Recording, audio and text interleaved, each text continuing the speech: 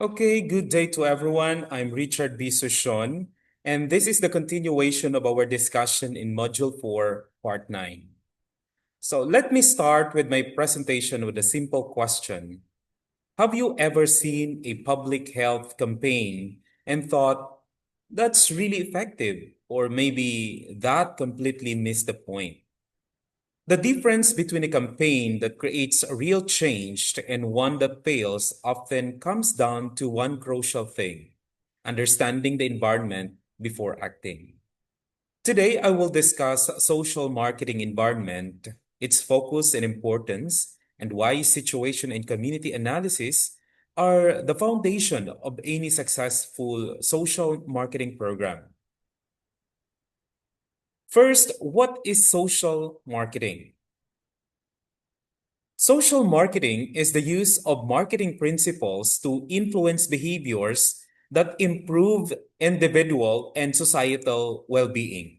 Unlike commercial marketing, which sells products for profit, social marketing promotes behaviors for social good.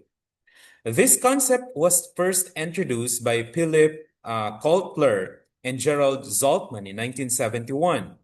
So since then, it has become a powerful approach in public health, environmental protection, education, and community development. However, promoting behavior change is not as simple as creating posters or posting on social media. Behavior is influenced by many factors. That is where the social marketing environment becomes important. The social marketing environment refers to all the internal and external factors that affect a program's success. According to Lee and Kotler, 2019, analyzing the environment ensures that programs are realistic, culturally appropriate, and responsive to community needs. Internal environment include organizational capacity, resources, and partnerships, while external environment include community dynamics, competing behaviors, and policy climate. So without understanding these forces, campaign risk failure, they may promote behaviors that are unrealistic within the community context. There are several key components of the social marketing environment. So first, social factors. So this include norms, peer influence, and societal expectations. For example, if smoking is socially accepted in a community, quitting becomes more difficult.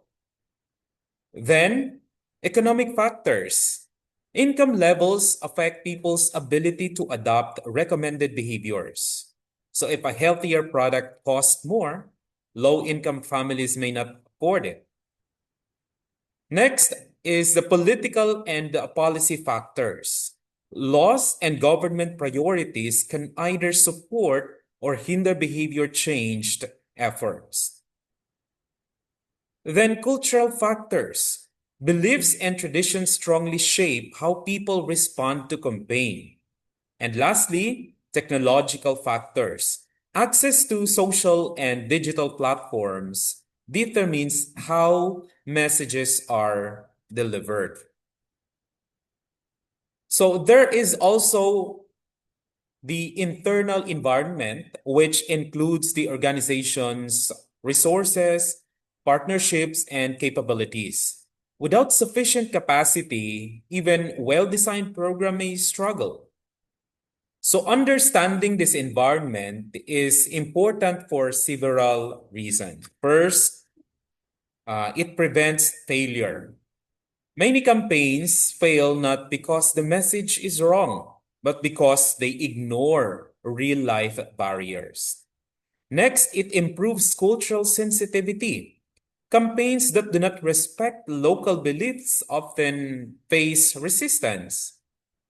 Then, it identifies barriers and motivators. According to Fishbein and as Zen 2010, behavior is influenced by attitudes. social norms, and perceived control. If we understand this, we can design better strategies. Lastly, environmental analysis strengthened sustainability. Programs aligned with community realities are more likely to continue even after funding ends. Now, aside from understanding the environment, another critical step is defining the focus of the marketing program. Social programs are often broad and complex. For example, malnutrition or drug abuse are very wide issues. Social marketing requires narrowing down the focus. So the focus of the social marketing program, a clear focus answer three questions. Number one, what specific issue are we addressing? Number two, who is the target audience? And number three, what exact behavior do we want to change? For example, instead of saying reduce malnutrition, a focus objective might be increase exclusive breastfeeding among mothers with infants aged 0 to 6 months in a specific barangay. Unresen 2002 emphasized that social marketing must be behavior specific. When objectives are clear and measurable, strategies become more effective and evaluation becomes easier. One focus is identified. We moved to situation analysis. Situation analysis answers two key questions. Number one, where are we now? Number two, why are we in this situation? So the process involves collecting data about the magnitude of the problem, trends over time, affected population groups, previous interventions, and available resources. So one common tool used is the SWOT analysis. It identifies strengths, weaknesses, opportunities, and threats. Another is analyzing the 5 Cs or company, collaborators, customers, competitors, and context. For example, if vaccination rates are low, we need to ask, is it due to lack of access? Is there misinformation? Are parents afraid of side effects, or is it simply poor scheduling? Hastings 2007 explains that situation analysis transforms assumptions into evidence-based planning. Instead of guessing, we rely on research. But data alone is not enough. That brings us to community analysis. So community analysis focuses on understanding the people themselves, their beliefs, values, experiences, and daily realities. This may involve survey, focus group discussions, interviews, and stakeholders mapping. One common mistake in social marketing is designing campaigns from the office without consulting the community. However, communities are experts in their own experiences. When people are involved early, programs gain trust and relevance. Lee and Kotler 2019 highlights that community engagement increases acceptance and long-term success. When communities feel ownership, behavior changed, becomes more sustainable. For example, if a campaign promotes reusable bags, but the community says reusable bags are expensive or easily damaged, then the strategy must adjust. Listening helps refine the approach. So to summarize, the success of any social marketing program begins long before implementation. So first, we must understand the social marketing environment, the social, economic, cultural, political, and technological factors that shape behavior. Second, we must clearly define the program focus. What behavior, which audience, and what measurable objective.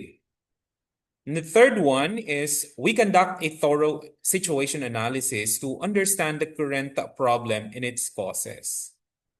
The fourth one, we engage in community analysis to ensure the program reflects real needs and lived experiences. So social marketing is not just about communication. It is about strategic, research-based, community-centered planning. When we understand the environment, define our focus clearly, and analyze the situation and community carefully, we increase the likelihood of real and lasting social change. So in conclusion, a step one of social marketing is not just preparation. It is the foundation. Without it, even the best intentions may fail.